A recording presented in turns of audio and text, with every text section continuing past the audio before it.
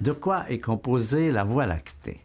Eh bien, c'est une question qui se posait depuis toujours parce qu'elle est très bien visible à l'œil nu. C'est cette grande bande blanche qui va du nord au sud, au mois d'août par exemple, en passant au-dessus de nos têtes.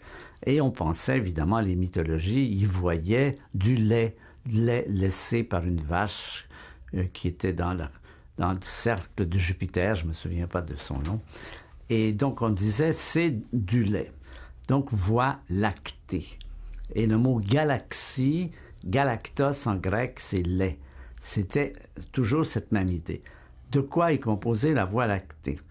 C'est Galilée qui l'a trouvé le premier parce qu'il a dirigé son télescope vers la Voie lactée pour essayer de voir de quoi c'était fait. Ça se passe en 1610 et c'est la première fois que quelqu'un regarde le ciel avec les lunettes qu'il y avait à cette période-là. C'était pas un télescope, c'était une lunette, mais qui regarde le ciel avec ses lunettes.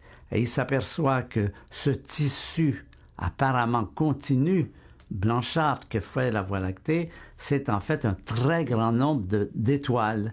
C'est un tissu d'étoiles qui sont tellement serrées les unes sur les autres, du moins paraissant serrées, elles ne le sont pas dans la réalité, mais paraissant pour nous tellement serrées que ça donne cette impression laiteuse qui est la galaxie. Et c'est à partir de là que maintenant on étudie les autres galaxies qui sont toujours de la même façon. C'est un peu ce qui se passe quand vous regardez la forêt, par exemple.